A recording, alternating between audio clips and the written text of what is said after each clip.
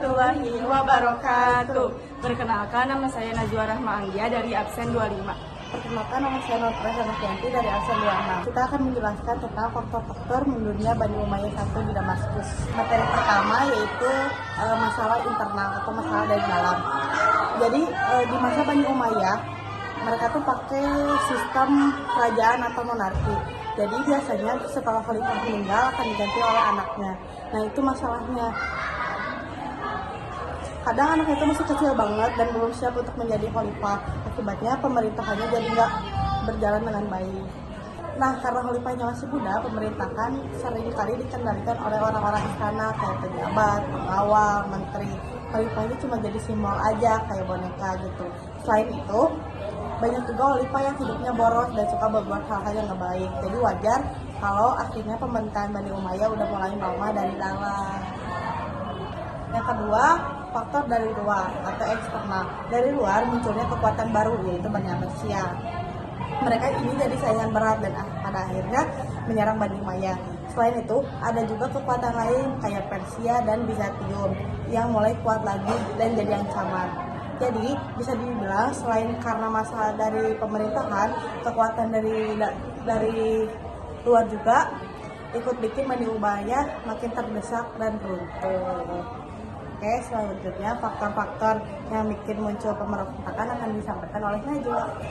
Jadi yang pertama itu ada perebutan kekuasaan ya waktu itu, jadi sering banget rebutan kekuasaan. Jadi siapa sih yang mau jadi khalifah selanjutnya? Kadang ada lebih dari satu calon, jadi saling bersaing gitu.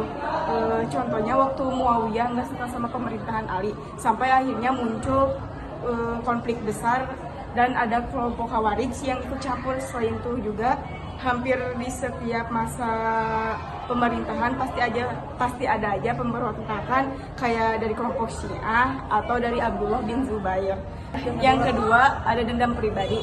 Selain perebutan kekuasaan, ada juga dendam pribadi. Kayak misalnya Muawiyah dendam ke Ali karena ngerasa Ali ikut bertanggung jawab atas kematian saudaranya yaitu Utsman bin Affan. Gara-gara itu Muawiyah berusaha nurunin Ali dari jabatannya. Dan yang ketiga ada harta yang melimpah. Pemerintahan Islam waktu itu kaya banget karena sering menang perang. Jadi banyak harta perampasan yang disimpan di Baitul Mal. Karena banyak banget hartanya, akhirnya banyak orang yang tergoda buat rebutan kekuasaan supaya bisa dapat bagian dari kekayaan itu. Nah sekarang ada kelebihan dan kekurangan dari Bani Umayyah I. Kekurangannya akan dibacakan oleh saya. Kekurangannya adalah yang pertama sistem kerajaan yang bikin anak kecil bisa menjadi khalifah padahal belum siap pemimpin. Yang kedua, banyak khalifah yang ditaklukkan tapi nggak diurus dengan baik. Terus yang ketiga, di istana banyak penyimpangan kayak korupsi dan pilih kasih. Terus yang keempat, terakhir, kadang ada dua calon khalifah dalam satu waktu bikin masyarakat bingung dan memimpin kalau pemerintahan gak tegas. Nah sekarang kelebihannya akan dibacakan oleh Najwa. Ini ada beberapa ya, ada 3. Yang pertama, beberapa khalifahnya tegas dan pemberani kayak Muawiyah, Marwan, Abdul Malik, dan Walid. Yang kedua juga ada juga yang adil dan jujur banget kayak Umar bin Abdul Aziz. Yang ketiga, mereka ngimbangin budaya Arab dan disukai masyarakat waktu itu. Yang keempat, Islam menjadi kuat, sering menang perang, dan dapat banyak wilayah sama harta rampasan.